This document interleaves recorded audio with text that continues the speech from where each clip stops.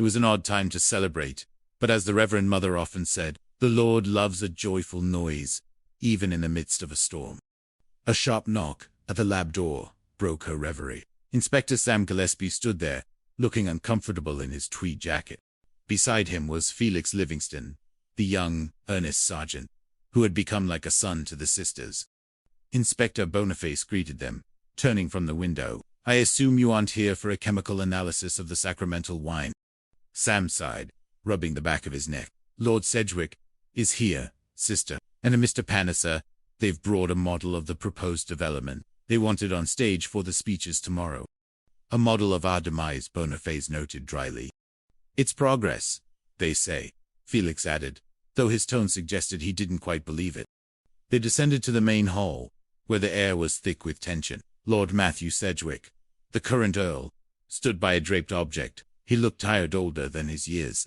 Beside him stood Ronnie Panisa, a developer with a shark-like grin, and eyes that saw only profit margins. "Ah, Sister Boniface," Lord Matthew said, his voice strained. "I know this is difficult. My father loved St. Vincent's dearly. I just wish, well, circumstances being what they are." "Circumstances usually involve a lack of imagination," my Lord Boniface replied gently. Suddenly, the heavy oak doors swung open. A woman entered with the stride of someone who owned the world. She was dressed in sharp London fashion, a camera slung over her shoulder, and a notebook tucked under her arm. "Ruth," Sam gasped. "Ruth Penny." "In the flesh, Sam, or as much flesh as a journalist is allowed these days," Ruth replied, her eyes sparkling with a familiar mischief. The room shifted. Ruth Penny was a force of nature, a woman who had left Grey, slaughtered to chase headlines, but had never truly left the hearts of those she'd left behind.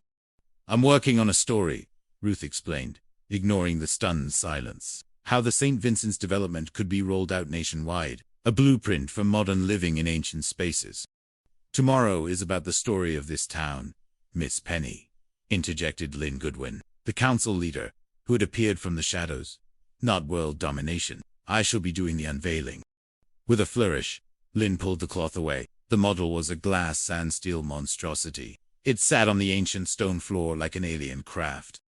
"I give you Lord Adam Sedgwick Towers," Lynn announced. "Oh my," whispered Sister Pete. "Progress," Panisa said, stepping forward. "Like a shark, we keep moving forward or we die." But as the group marveled or mourned over the model, a shadow fell across the doorway. A small, stooped figure in a dusty habit stood there, leaning on a wooden staff. It was Sister Helena, the legendary archaeologist who had spent half her life in the dirt of the Holy Land. "You call this progress?" Helena's voice was like grinding stones. "You are building on foundations you do not understand." Chapter 2. The Secret in the Stone. The arrival of Sister Helena changed the atmosphere of the convent instantly. She was a woman of formidable intellect and even more formidable silence.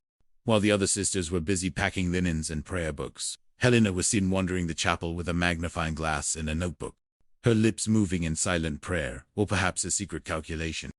Sister Boniface found her later that afternoon in the north transept, staring at a bronze plaque dedicated to the late Earl.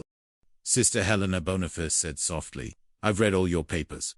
Egypt Machu. Your work in Ephesus was extraordinary." Helena turned, her eyes sharp behind thick lenses. All right. That's enough bootlicking. I've admired your work too. Your forensic deductions. You have an eye for the small things that God hides in plain sight." "Golly," Boniface blushed. "But why are you here now? You examined this chapel years ago." Helena leaned in, her voice a conspiratorial whisper. "The Lord works in mysterious ways. Sister, did I miss something then, perhaps? Or perhaps it wasn't time for it to be found. But now, with the wolves at the gate, we shall speak further at dinner." But dinner would never come for Sister Helena. The evening was a blur of activity. The town was buzzing with the news of the sale. At the local pub, the Stag and Hound, the talk was divided between those who welcomed the new jobs and those who felt the soul of Great Slaughter was being sold for 30 pieces of silver. In the dark room of the convent, Peggy, the young civilian assistant at the police station, was helping Sister Boniface develop some archival photos. "I'm going to miss this, Sister," Peggy said, her hands stained with developer fluid. "The cases, the mysteries, the way you always see the truth." "The truth is always there," Peggy Boniface replied. It's just that people are very good at standing in front of it. A frantic knocking interrupted them. It was Sister Peter, her face pale. Boniface, come quickly. It's Helena. They ran to the chapel. The air was cold, smelling of extinguished beeswax and ancient dust. There, at the foot of the altar, lay Sister Helena. Her staff was broken beside her.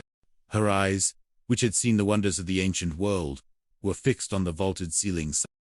Inspector Gillespie arrived minutes later, his face set in a grim mask.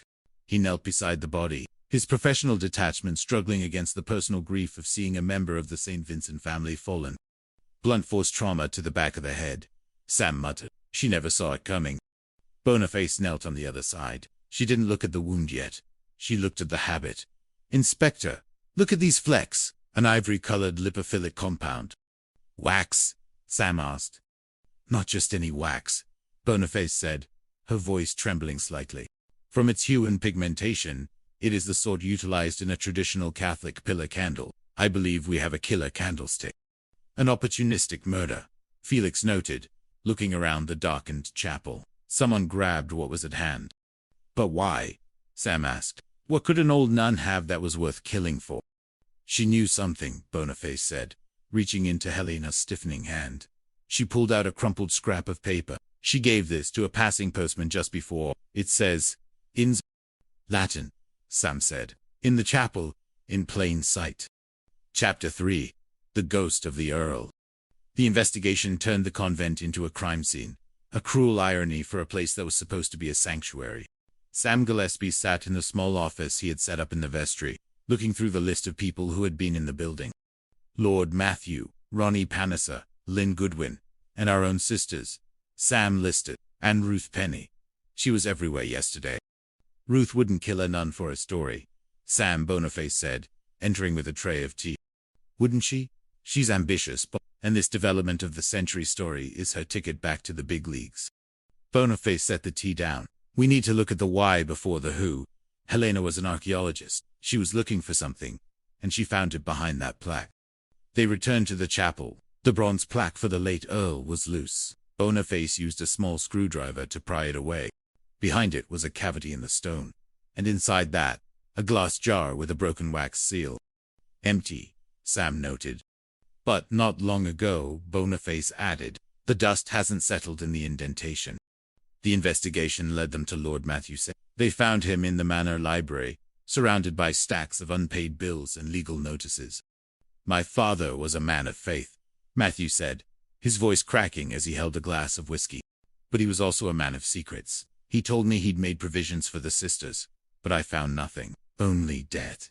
I'm drowning, Inspector. If this sale doesn't go through, the Sedgwick name ends in a bankruptcy court. Did Sister Helena know about these provisions? She claims she did, Matthew admitted. She confronted me yesterday. She said my father's heart was in this stone, and that I was betraying his soul. We argued. I was angry, but I didn't kill her. Meanwhile, Ruth Penny was conducting her own investigation. She had dug into the local archives and found a connection that chilled her. Sam, look at this, Ruth said, cornering him in the courtyard. She held up an old-school photograph. Sister Helena didn't just live here. She used to teach at St. Peter's.